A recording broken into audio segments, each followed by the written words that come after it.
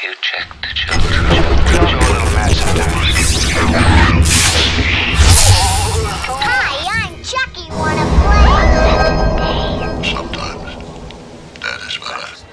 You're gonna need a bigger boat.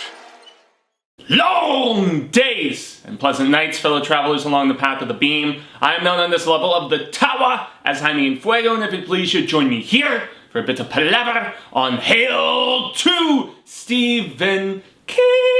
That's right, y'all. My favorite author, as you can see by the Tower of Tomes behind me. But yes, welcome to the horror show and to the month of October. Yeah, y'all. It's a very busy one for us, as I'm sure you can imagine. There is so much content to cover. There's almost too much content to cover. There is not even, a feasible way to do it, and we're very real about that. But thankfully, Hail to Stephen King continues to go pretty much undisturbed and, continues the course here every Saturday. And yes, this being our second Saturday of October, we are discussing an anniversary that we are seeing this month.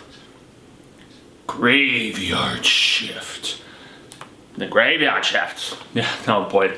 This movie, dude. Okay, so some context. I saw this in syndication when I was a kid. I guess syndication isn't the proper word. It was on like a basic television channel. So heavily edited, none of the F-bombs, a lot of the violence, especially in the finale, totally tainted and toned down. And even as a kid, and I think I saw it came out in October of 1990, the 26th, I believe, to be approximate. And also this month, the interesting thing is we are celebrating, 30th anniversary of the film, but the 50th anniversary, that's mind-boggling, of the original publication of the short story Graveyard Shift, which was initially published in the 1970 October issue of Cavalier, which was one of those ladies' magazines where Steve King, as he was still calling himself at the time, was first getting his foot in the door, so to speak. Story was later connected in Night Shift in 1978, February 78, if I recall correctly. So anyway, we've got double anniversaries for this particular tale, with the film being 30 and with the original story being 50. So that's kind of dope. But nonetheless, I saw this really toned down, and even as a kid, I was probably like 10 or 12 when I first saw it. I thought it was kind of lame, and that's because I saw this kind of defanged and declawed version to a degree, and I was like, it's kind of dumb, and I hadn't even read the short story. So years later, I read the short story, which is very short and sweet. I mean, they didn't really have a lot of room for this sort of thing in those Cavalier magazines, and so I think it was like 15, 17 pages, but it's one of my favorites from Night Shift. I love the short story. It's very simple. It's just about a crew that is going down into the lower levels of this mill 4th of July weekend, and they're going to clean out some areas that have not been attended to in decades, and there's supposedly some big-ass rats down there. And that's really, it's really all that happens. They find some bigger rats, and some peeps die, and you've got the foreman, Warwick, who's talking about the college boy, who is our lead character, so to speak, the one who the tale is at least told from the perspective of. And it's simple, it's effective, it's scary, it's effed up, and that's really about all that you can say. Now, I've heard people call this graveyard shit because of the fact that they think it is such a lame and poor adaptation. But you know what? Having not watched this in probably at least 10, 15 years, I didn't really remember it very well at all, aside from the fact that I remember Brad Dourif being awesome in this movie, in the scenes that he had, and just chewing up the scenery, and damn does he ever as the Exterminator, Cleveland or something like that. Anyway, he's just dubbed as the Exterminator in this, and with such a short story and trying to fill out a near 90-minute runtime, you obviously gotta just add some backstory, side story, whatever the hell. And so the biggest and just most Stephen King thing that they do is that this mill is right beside a graveyard. And so, yeah, there's lots of dope opening shots of once we get past the cold open of sorts, where all of these rats eat this dude. And it's after this big mysterious creature pushes him into the thing that separates all of the cotton and stuff. And it's definitely a callback to The Mangler in some degrees, which hadn't even been made yet. It was like 5 years later. Toby Hooper did that particular film. But yeah, so in the beginning where the dude is talking to all the rats and he's like, class is in session, did everyone bring their homework? It's just, it is the epitome of the cheesiness that Stephen King was becoming in the late 80s and would segue further into in the early 90s. He was kind of becoming a punchline, and movies like this, as cheese as it is at times, definitely didn't help the process. But once you get past that opening and there's like a nasty like bit of a leg after the guy gets pushed through, so you get a little bit of gore right off the bat, which I definitely did not get to see in the TV version of it. But yeah, after opening credits and whatnot, we've got these very cool shots of like mausoleums and graveyard stuff. They had just made Pet Sematary like the year before, and in fact the guy Ralph S. Roberts, I believe his name, or Ralph S. Singleton, thinking of Ralph Roberts from Insomnia, if I'm not mistaken. But Ralph S. Singleton, he was also a producer on the first Pet Sematary. I think he was a co-producer, associate producer, and then he also worked on the second Pet Sematary along with Mary Lambert a few years later. But so this was at that time where King had fully established himself, obviously, but was like veering towards self-parody, and this definitely, it just notches all of those things, unfortunately. But this is officially being relegated to that guilty pleasure area of Stephen King adaptation specifically, and not even as much for the Dourif performance in this. Dude who was the father in, the Monster Squad, and then I believe he was the patriarch in the Amityville About Time. I know he was in that movie, I just can't remember, and he's had a few bit parts here and there else, but the name of that actor, just want to double check. Oh goodness, Steve Matched, something like that. But his lines throughout this movie, like, I always remember Dourif because he was the exterminator, and he has this over-the-top scene, this monologue, which is so intense. So he's in this mill, and he's been desperately trying to, get it at least rid of enough of the rats so that they could fully open this thing up. Because in the story of the film, at least, it's been, it's recently been up and running again, and so they're trying to get the lower levels cleared so that they can, just have full access to the facility as opposed to this portion of it. And so as the film opens proper, he's like sucking out all of the rats and like dumping them into the nearby like little river system, and he's like screaming at him, "You beggars!" and stuff. It's really, really funny. But so yeah, I always remembered his performance, and especially the monologue where he's talking about being in Nam and how the VC would capture the soldiers and like hang them up like, Jesus Christ pose style, and cut a little slit in their bellies, and then like put the rats like in the soldiers, and how they would use these like starving, Viet Cong rats and stuff, and he's like, what VC rats eat? And American minus the mayo, thank you very much. It's his few scenes, but most notably that one, are so memorable, and that's what stuck in my brain from the few times I'd seen this film. But upon that second watch, Stephen Mack as Warwick, he is ridiculously good. And the interesting thing about this edition is that it's done by Scream Factory, which is the subdivision of Shout Factory, and there's a lot of very interesting supplemental material, most notably new interviews with Singleton, the director, and you've also got, I believe Kelly Wolfe is the name of the lead lady in this that they talk to, and they also talk to Stephen Matched, whatever, and he talks about just the meta-ness of his process and how he wasn't around any of the other actors. He didn't want any of them to have anything less than just a natural interaction with this like maniacal Foreman Warwick.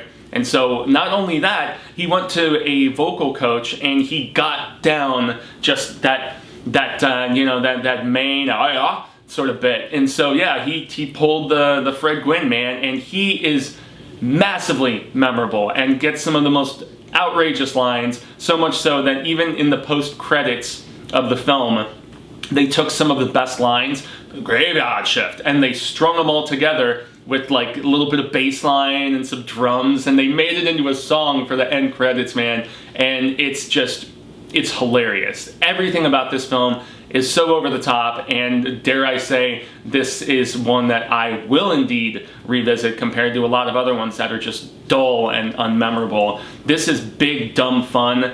It's not a particularly good movie, but just to get into a little bit more of it, so it was a $10.5 million budget, and they started filming in April, and they're like, yeah, we can have it ready for you by October, and that is like crazy turnaround in Hollywood, but you know, Paramount was like, bring it on, let's do it. Debuted #1 at the box office, but then it fell off with the quickness, and then only ended up making $11.6 million. So I mean, it wasn't like a shoot yourself in the foot sort of situation. But it was originally rated X too, so it was so gory with some of these scenes, especially the opening kill that I mentioned, where dude falls into the cotton separator thing.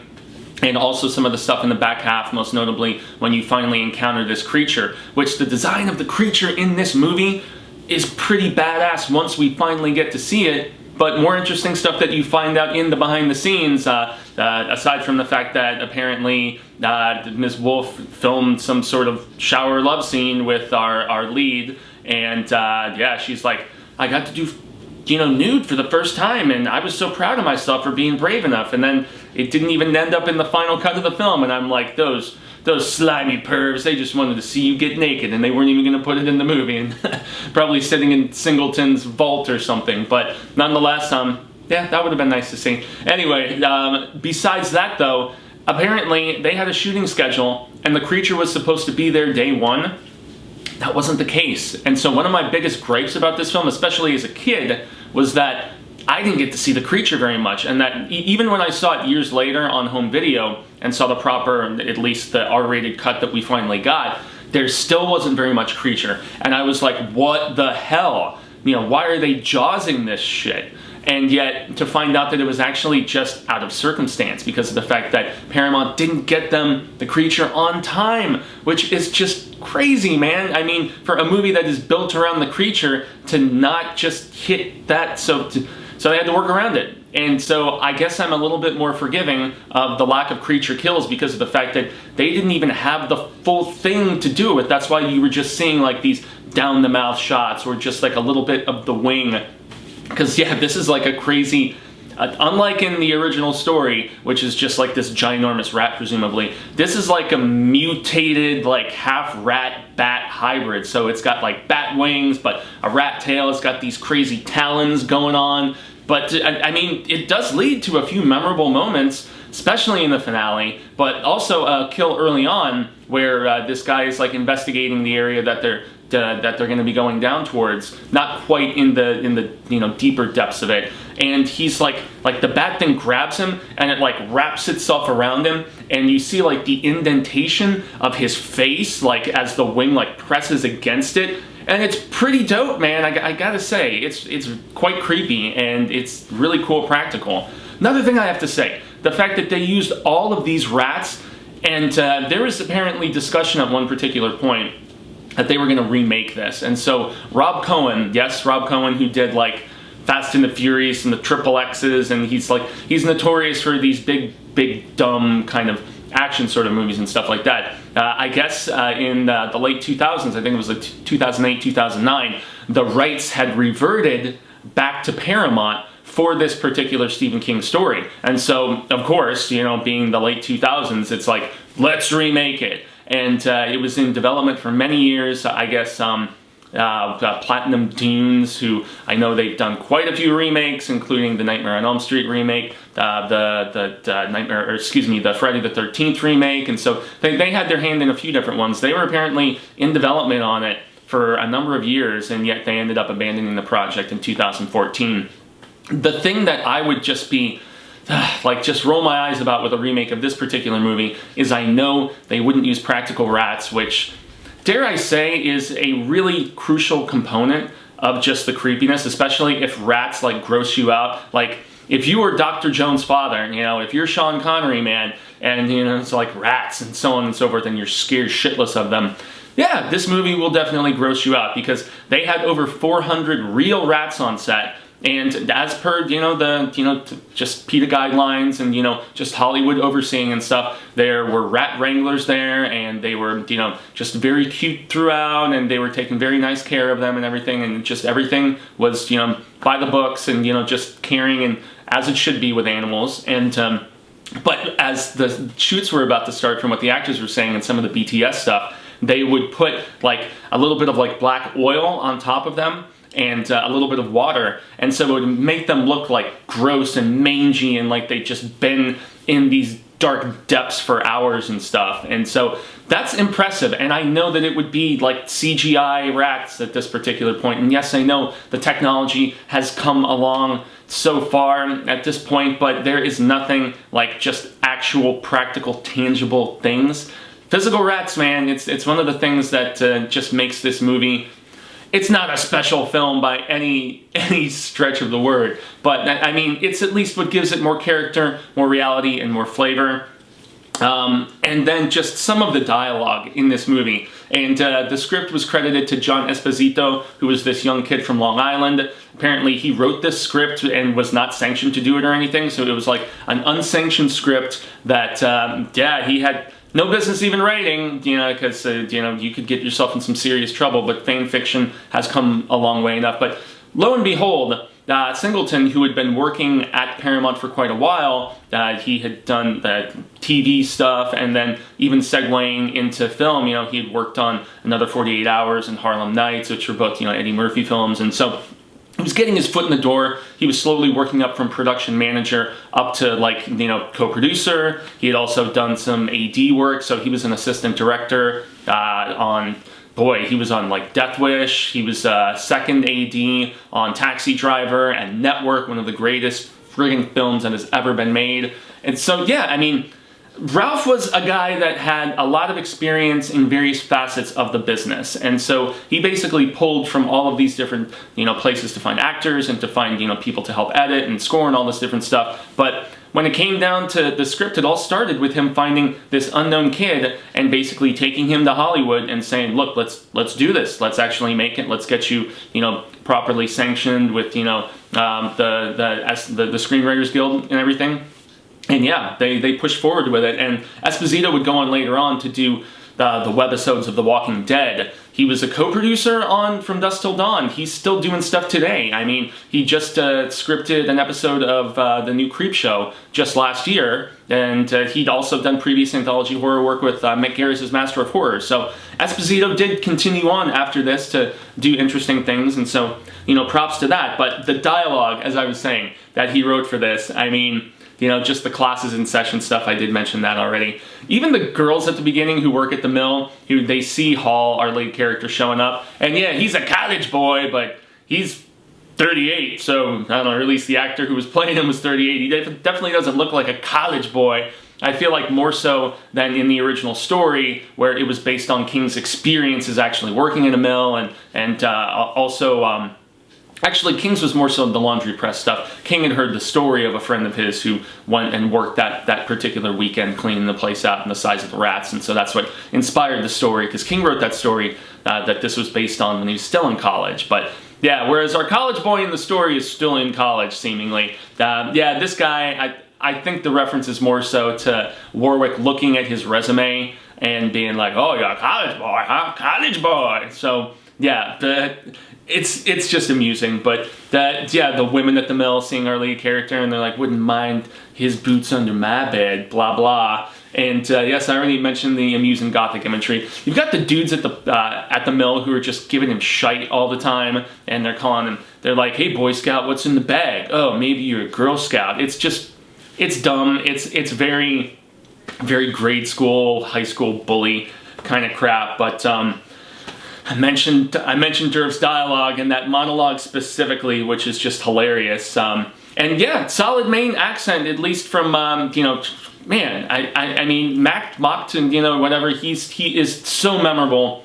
as Warwick, so much so that and he's a guy from New York, and when I was listening to him, just talk as he normally does, and just hearing the fact that he mimicked that accent so well, I mean, props to the guy. Big time. Yep, I already mentioned the creepy bat creature, which has a terrific design, but leave the ghetto blaster back in the ghetto is something that Warwick says at a particular point.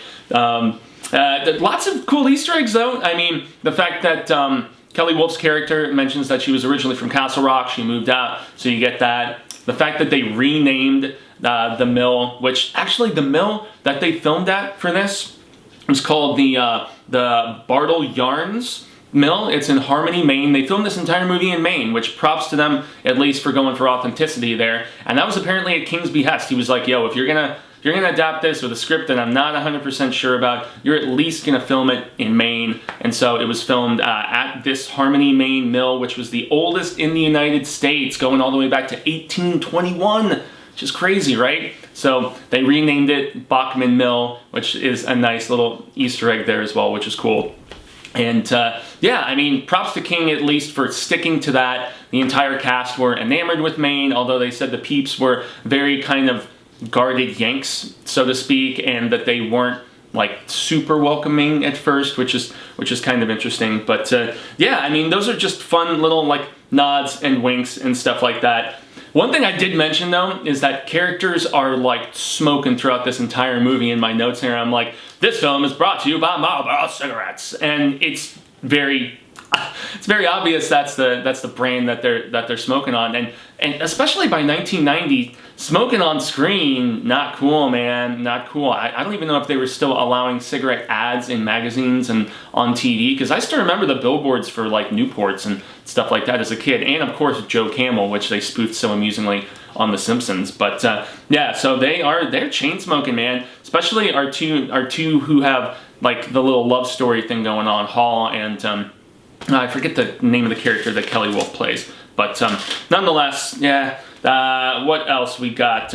You know, there are a lot of lame deaths in this movie, though, and I know that was out of just the circumstance of not having the creature on hand, but still, one character in particular where a gravestone, or like the top of like, he's in this mausoleum and something like tips and slides down and there's a face smash that goes on, because I'm not trying to spoil this movie. I would like you guys to actually watch Graveyard Shift and make up your own mind about how worthwhile the cheese factor is in this one. But that's kind of lame. And then there's another one where dude like falls into this watery area and he's like pulled down and drowns, as opposed to actually seeing any sort of legitimate carnage.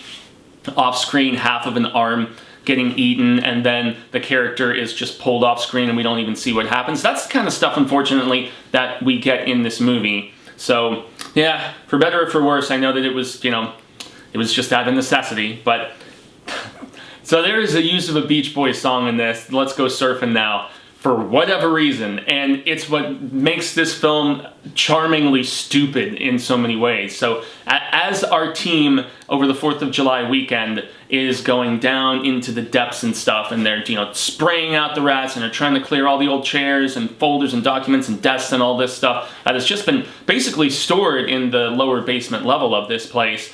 They're playing Let's Go Surfing Now, and there's rats on these pieces of wood in some areas that have collected a ton of water, and the rats are like on these little surfboards. Am I in Ron Burgundy TV news segment? I don't know, man. I don't know.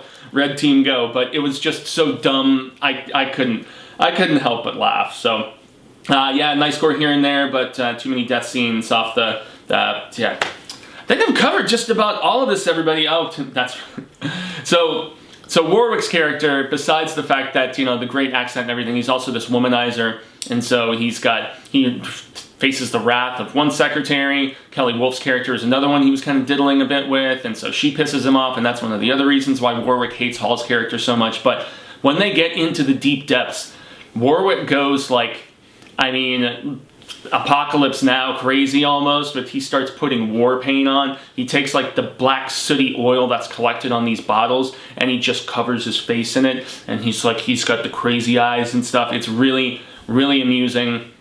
And when they get into the lower level, which is what happens in the short story, they find a basement below the basement, like an even deeper subterranean area. And in this, it's like this huge like underground boneyard of sorts in comparison with kind of the creepy claustrophobicness that we get in the short story.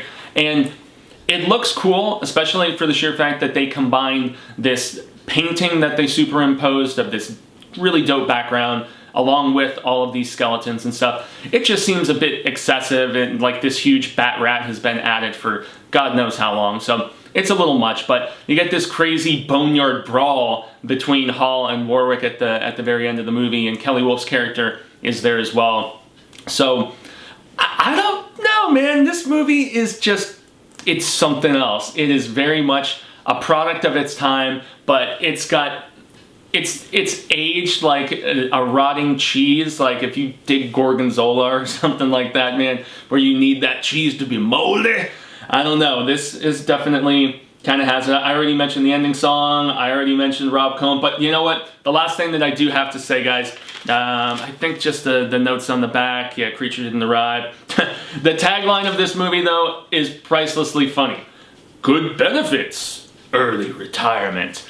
Now that is a tagline for a horror movie that is just awesome. Props to the marketing department for that. When's the last time you've been to a graveyard? Good stuff, man, good stuff. But so in closing, King has gone on record to say that he did not like this movie. He felt like it was just cheap exploitation, cash in, whatever.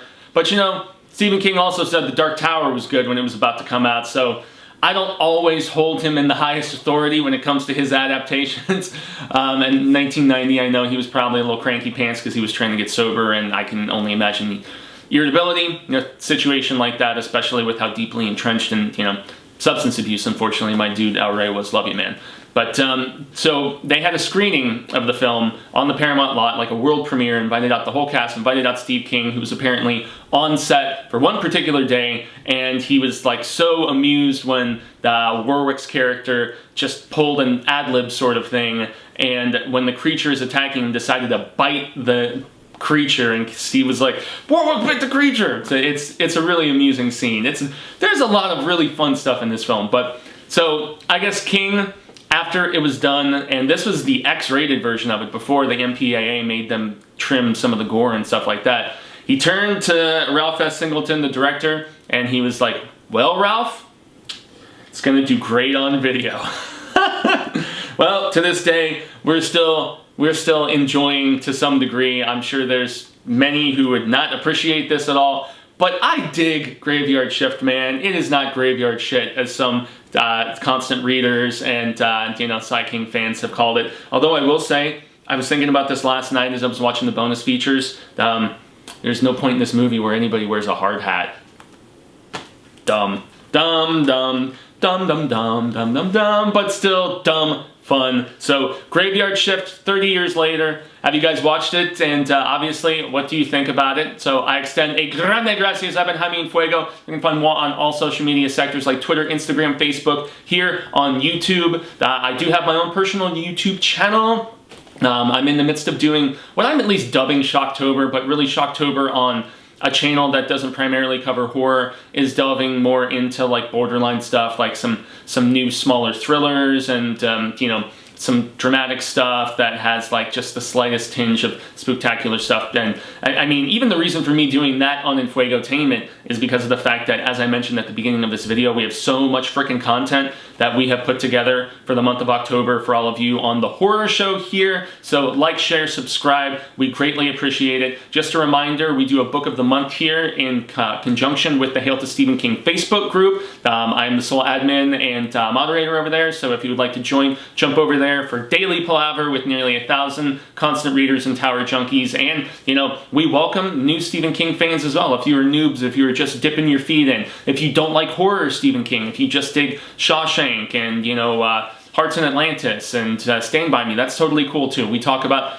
everything King, and we do have a Freak Out Friday where we let you just talk about whatever the hell you want, which is fun. But the book of the month for October, for its 45th anniversary, none other than Salem's Lot, Sai King's vampire opus of awesomeness. So definitely, yes, get on that. The first Saturday of November, we will be doing a live Hail to Stephen King, 12 noon Pacific, 3 p.m. Eastern, and we'll be talking all things Salem's Lot. So I hope if you have seen this movie, you appreciate it for its wackiness as I did. So that's going to be the end of it for today, everybody. So grande gracias once more, and until the Wheel of Ka comes around once more, hasta luego, sen amigos, constant readers, and viewers alike in this particular case. Say thank you for your time today, but I'm hopeful we share more of this palaver sooner rather than later, and until then, stay scared and read Stephen King. Read the short story Graveyard Shift. Yeah, it's included in Night Shift. It's so damn good, but yes, I have a soft spot